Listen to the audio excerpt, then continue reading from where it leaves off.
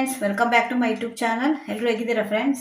ಇವತ್ತು ನಾನು ನಿಮಗೆ ಒಂದು ಪಾಲಕ್ ದೋಸೆ ಹೇಗೆ ಮಾಡೋದು ಅಂತ ತೋರಿಸ್ತಾ ಇದ್ದೀನಿ. ಅದು ತುಂಬ ಚೆನ್ನಾಗಿರುತ್ತೆ ಮತ್ತು ಒಳ್ಳೇದು ಕೂಡ ನಮ್ಮ ಆರೋಗ್ಯಕ್ಕೆ. ನಾವು ಬರೀ ದೋಸೆ ಹಾಗೆ ಹಾಕೊಂಡು ತಿನ್ನೋ ಬದಲು ಅದರಲ್ಲಿ ಪಾಲಕ್ ಸೊಪ್ಪೆಲ್ಲ ಸೇರಿಸ್ಕೊಂಡು ತಿಂದರೆ ತುಂಬ ಒಳ್ಳೆಯದು, ಚೆನ್ನಾಗಿರುತ್ತೆ ನಮ್ಮ ಆರೋಗ್ಯಕ್ಕೆ ಕೂಡ. ಬನ್ನಿ ಆಗಿದ್ರೆ ಅದಕ್ಕೆ ಏನೆಲ್ಲ ಬೇಕು ಅಂತ ನಿಮಗೆ ತೋರಿಸ್ತೀನಿ ಇವಾಗ. ನೋಡಿ, ಇವಾಗ ಇದಕ್ಕೆ ಒಂದು ಕಟ್ಟು ಪಾಲಕ್ ತೊಗೊಂಡಿದ್ದೇನೆ ನಾನು. ಇದನ್ನು ಚೆನ್ನಾಗಿ ತೊಳೆದು ಇಟ್ಕೊಂಡಿದ್ದೇನೆ. ಮತ್ತು ಇದಕ್ಕೆ 2 ಹಸಿಮೆಣಸಿನ್ಕಾಯಿ ಬೇಕು. ಇದು ಖಾರದ ಹಸಿಮೆಣಸಿನ್ಕಾಯಿ, ಅದರಿಂದ 2 ಹಾಕ್ತಿದ್ದೇನೆ. ನಿಮಗೆ ಖಾರ ಇಲ್ಲ ಅಂದರೆ ಇನ್ನೊಂದು 2 ಹಾಕ್ಕೊಳ್ಬೋದು. ಮತ್ತು ಒಂದು ಚಿಕ್ಕ ತುಂಡು ಶುಂಠಿ ತೊಗೊಂಡಿದ್ದೇನೆ. ಮತ್ತೊಂದು ಸ್ಪೂನು ಜೀರಿಗೆ ತೊಗೊಂಡಿದ್ದೇನೆ. ಇವಾಗ ಇದನ್ನೆಲ್ಲ ನಾವು ಫ್ರೈ ಮಾಡ್ಕೊಳ್ಬೇಕು. ನೋಡಿ, ಮೊದಲು ಒಂದು ಬಾಣಲೆ ಇಟ್ಕೊಂಡು ಅದಕ್ಕೆ ಒಂದು ಸ್ವಲ್ಪ ಎಣ್ಣೆ ಹಾಕ್ಕೊಂಡಿದ್ದೇನೆ. ಅದಕ್ಕೆ ಇವಾಗ ಜೀರಿಗೆ ಹಾಕ್ತಿದ್ದೀನಿ ನಾನು. ಜೀರಿಗೆ ಸ್ವಲ್ಪ ಫ್ರೈ ಆದಮೇಲೆ 2 ಹಸಿಮೆಣಸಿನ್ಕಾಯಿ ಇದೆಯಲ್ಲ ಅದನ್ನು ಕೂಡ ಹಾಕ್ಕೊಳ್ತಾ ಇದ್ದೇನೆ. ಮತ್ತೊಂದು ಶುಂಠಿ ಇದೆಯಲ್ಲ, ಒಂದು ಚಿಕ್ಕ ಶುಂಠಿ ತೊಗೊಂಡಿದ್ದೇನಲ್ಲ ಅದನ್ನು ಕೂಡ ಹಾಕ್ತಾ ಇದ್ದೇನೆ. ಇದು ತುಂಬ ಒಳ್ಳೇದು ಫ್ರೆಂಡ್ಸ್. ಮಕ್ಕಳು ದೋಸೆ ಎಲ್ಲ ತಿನ್ಲಿಕ್ಕೆ ಕೇಳಲಿಲ್ಲ ಅಂದರೆ ಈ ರೀತಿ ಮಾಡಿಕೊಡಿ. ಅದು ಸ್ವಲ್ಪ ಫ್ರೈ ಆಗಬೇಕು. ಪಾಲಕ್ ಸೊಪ್ಪಲ್ಲಿ ನಮಗೆ ವಿಟಮಿನ್ ಎಲ್ಲ ತುಂಬ ಇರುತ್ತೆ, ಫೈಬರ್ ಜಾಸ್ತಿ ಇರುತ್ತೆ. ನಿಮಗೆ ಬ್ಲಡ್ಗೆಲ್ಲ ಐರನ್ ಕಂಟೆಂಟ್ ಎಲ್ಲ ಕಮ್ಮಿ ಇದ್ದರೆ, ಅನಿಮಿಕ್ ಇಲ್ಲ ಇದ್ದರೆ ಪಾಲಕ್ ಸೊಪ್ಪು ಜಾಸ್ತಿ ತಿನ್ನೋದು ಹೇಳ್ತಾರೆ. ಕಾನ್ಸ್ಟಿಪೇಷನ್ ಎಲ್ಲ ಇದ್ದರೆ ಕೂಡ ಹಾಗೆ ಪಾಲಕ್ ಜಾಸ್ತಿ ಯೂಸ್ ಮಾಡಬೇಕು, ಯಾಕೆಂದರೆ ಅದರಲ್ಲಿ ಫೈಬರ್ ಇರುತ್ತಲ್ಲ. ಆದ್ದರಿಂದ ಈಗ ನೋಡಿ, ಇದು ಸ್ವಲ್ಪ ಫ್ರೈ ಆಯಿತು. ಫ್ರೈ ಆದಮೇಲೆ ಪಾಲಕ್ ಸೊಪ್ಪಿದೆಯಲ್ಲ ಇದನ್ನು ಕೂಡ ಹಾಕ್ತೇನೆ. ಇದನ್ನು ಸಣ್ಣ ಕಟ್ ಮಾಡಬೇಕು ಅಂತೇನಿಲ್ಲ ನೀವು, ಯಾಕೆಂದರೆ ಇದನ್ನು ಇವಾಗ ಮಿಕ್ಸಿಯಲ್ಲಿ ಹಾಕ್ಕೊಳ್ತೇನೆ ನಾನು. ಅದರಿಂದ ಇದರದ್ದು ಬೇರೆಲ್ಲ ಇದೆಯಲ್ಲ ಅದನ್ನು ಕೂಡ ಹಾಕಿ ನೀವು ಮಿಕ್ಸಿಯಲ್ಲಿ ಹಾಕುವಾಗ ಅದು ರುಬ್ಬುವಾಗ ಅದು ಸಣ್ಣ ಆಗುತ್ತಲ್ಲ. ಅದರಿಂದ ನೀವು ಸಣ್ಣ ಕಟ್ ಮಾಡಬೇಕು ಅಂತಿಲ್ಲ, ಈಗ ಕಟ್ ಮಾಡಿಕೊಂಡ್ರೆ ಸಾಕು. ಇವಾಗ ನೋಡಿ ಹಾಕ್ತಾ ಇದ್ದೇನೆ. ಹಾಕಿದ್ಮೇಲೆ ನಿಮಗೆ ತುಂಬ ಏನು ಫ್ರೈ ಆಗಬೇಕು ಅಂತಿಲ್ಲ, ಒಂದು 5 ನಿಮಿಷ ಇಟ್ಟರೆ ಸಾಕು. ಅದು ಬಾಡುತ್ತೆ ಬಿಸಿಗೆ, ಅವಾಗ ಆಫ್ ಮಾಡ್ಕೊಳ್ಬೋದು ನೀವು. ತುಂಬ ಫ್ರೈ ಮಾಡಿದರೂ ಕೂಡ ಅದರ ವಿಟಮಿನ್ಸ್ ಎಲ್ಲ ನಾಶ ಆಗುತ್ತೆ ಅಂತ ಹೇಳ್ತಾರೆ ಬೇಯಿಸ್ಕೊಂಡ್ರೆ. ಅದರಿಂದ ನೀವು ತುಂಬ ಫ್ರೈ ಮಾಡಬೇಡಿ.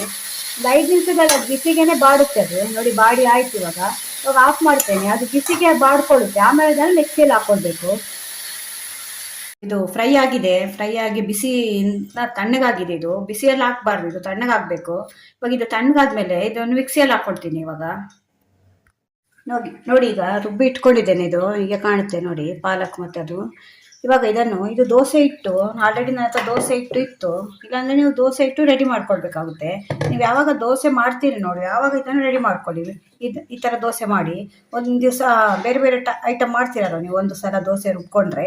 ಹಾಗೆ ಇವತ್ತು ನಾನಿದು ಪಾಲಕ್ ದೋಸೆ ಮಾಡ್ತಾ ಇದ್ದೇನೆ. ಈ ದೋಸೆ ಇಟ್ಟು ಆಲ್ರೆಡಿ ಇದೆ ನನ್ನ ಹತ್ರ, ಆದ್ದರಿಂದ ಇವತ್ತು ಪಾಲಕ್ ರುಬ್ಕೊಂಡಿರೋದನ್ನು ನಾನು ಅದಕ್ಕೆ ಮಿಕ್ಸ್ ಮಾಡ್ತೇನೆ. ನೋಡಿ,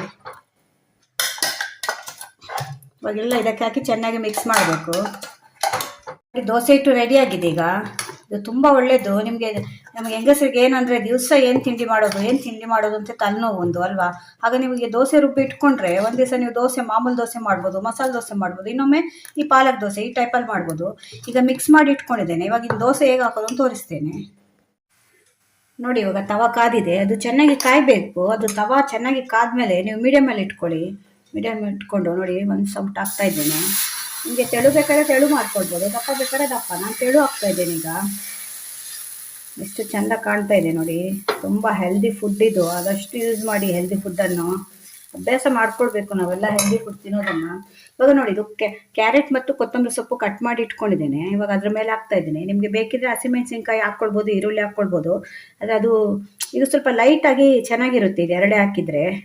ಹಸಿಮೆಣಸಿನ್ಕಾಯಿ ನಾವು ರುಬ್ಬುವಾಗ ಹಾಕಿದ್ದೀವಲ್ಲ, ಅದರಿಂದ ಇದ್ರ ಮೇಲೆ ಅಗತ್ಯ ಬರೋಲ್ಲ. ಇವಾಗ ನೋಡಿ, ಅದ್ರ ಮೇಲೆ ಸ್ವಲ್ಪ ಎಣ್ಣೆ ಹಾಕ್ತಿದ್ದೀನಿ. ನಿಮಗೆ ಬೇಕಿದ್ರೆ ತುಪ್ಪ ಕೂಡ ಹಾಕ್ಕೊಳ್ಬೋದು. ಇವಾಗ ಮುಚ್ಚಿಟ್ಟು ಅದನ್ನು ಬೇಯಿಸಬೇಕು. ನೋಡಿ, ಈಗ ಇದು ಕಾದಿದೆ. ನಿಮಗೆ ಬೇಕಾದರೆ ಇದು ಒಂದು ಸೈಡೇ ಕಾಯಿಸ್ಕೊಂಡ್ರೆ ಸಾಕು. ಒಂದು ವೇಳೆ ಬೇಡ ನಿಮಗೆ 2 ಸೈಡು ಕಾಯಬೇಕು. ಕೆಲವರಿಗೆ 2 ಸೈಡು ಚೆನ್ನಾಗಿ ರೋಸ್ಟ್ ಆಗಿ ಕಾಯಬೇಕು ಅಂತ ಇರುತ್ತಲ್ಲ, ಅದರಿಂದ ಆಗಬೇಕಂದ್ರೆ ನೀವು ಉಲ್ಟಾ ಕೂಡ ಹಾಕೋದು. ಎಷ್ಟು ಈಸಿಯಾಗಿ ಬರುತ್ತೆ ನೋಡಿ, ಎಷ್ಟು ಕಲರ್ಫುಲ್ ಆಗಿ ಬಂದಿದೆ. ಎಷ್ಟು ಪ್ರೋಟೀನ್ ಇರುತ್ತೆ, ಎಷ್ಟು ವಿಟಮಿನ್ ಇರುತ್ತೆ. ಇದು ಪಾಲಕ್ ಸೊಪ್ಪು ಹೇಳ್ತಾರಲ್ವ, ತುಂಬ ಒಳ್ಳೆಯದು ಆರೋಗ್ಯಕ್ಕೆ ಅಂತ.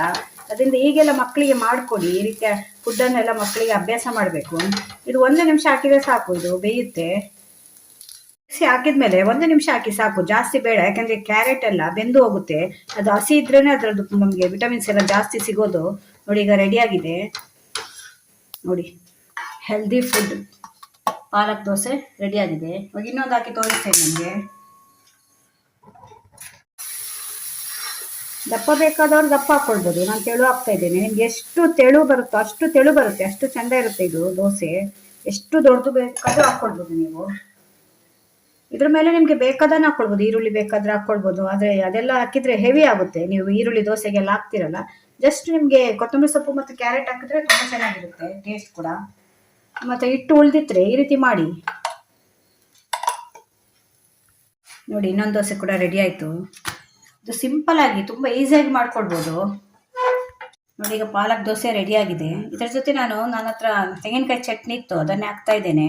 ಕಾಯಿ ಚಟ್ನಿ ಮಾಡ್ಕೊಳ್ಬೋದು ನೀವು, ಅಥವಾ ಟೊಮೆಟೊ ಚಟ್ನಿ, ಯಾವ ಚಟ್ನಿ ಆದರೂ ಕಾಂಬಿನೇಷನ್ ನಿಮ್ಗೆ ಚೆನ್ನಾಗಿರುತ್ತೆ. ಆದರೆ ಹಾಗೆ ಕೂಡ ತಿನ್ಬೋದು ನೋಡಿ. ಎಷ್ಟು ಕಲರ್ಫುಲ್ ಆಗಿದೆ ನೋಡಿ ಫ್ರೆಂಡ್ಸ್. ಹೆಲ್ದಿ ಫುಡ್ ಪಾಲಕ್ ದೋಸೆ ರೆಡಿಯಾಗಿದೆ ತೆಂಗಿನಕಾಯಿ ಚಟ್ನಿ ಜೊತೆಯಲ್ಲಿ. ತುಂಬ ಚೆನ್ನಾಗಿರುತ್ತೆ, ಒಂದ್ಸಲ ನೀವು ಟ್ರೈ ಮಾಡಿ ನೋಡಿ. ಈ ಥರ ಹೆಲ್ದಿ ಫುಡ್ಡೆಲ್ಲ ಮಕ್ಕಳಿಗೆ ಅಭ್ಯಾಸ ಮಾಡಿ, ನೀವು ತಿನ್ನಿ ಮತ್ತು ಮಕ್ಕಳಿಗೆ ಕೂಡ ಅಭ್ಯಾಸ ಮಾಡಿ. ಆವಾಗ ನಮ್ಮ ಆರೋಗ್ಯ ಚೆನ್ನಾಗಿರುತ್ತೆ. ಇದೇ ರೀತಿ ಹೊಸ ವೀಡಿಯೋ ತೊಗೊಂಡು ನಾನು ಮತ್ತೆ ಬರ್ತೇನೆ. ನನ್ನ ಚಾನಲ್ ಸಬ್ಸ್ಕ್ರೈಬ್ ಮಾಡ್ಕೊಂಡು ನೋಡಿ ಫ್ರೆಂಡ್ಸ್. ನೀವು ಸಬ್ಸ್ಕ್ರೈಬ್ ಮಾಡಿಕೊಂಡ್ರೆ ನಮಗೂ ಕೂಡ ಉತ್ಸಾಹ ಬರುತ್ತೆ, ಈಗೆಲ್ಲ ಹೊಸದನ್ನು ತೋರಿಸೋಣ ನಿಮಗೆ ಅಂತ. ಇದೇ ರೀತಿ ನೋಡ್ತಾನೆ ಇರಿ, ನನ್ನ ಚಾನಲ್ ಸಪೋರ್ಟ್ ಮಾಡ್ತಾನೆ ಇರಿ. ನಾನು ಇನ್ನೊಂದು ಹೊಸ ವೀಡಿಯೋ ತೊಗೊಂಡು ಮತ್ತೆ ಬರ್ತೇನೆ. Bye friends.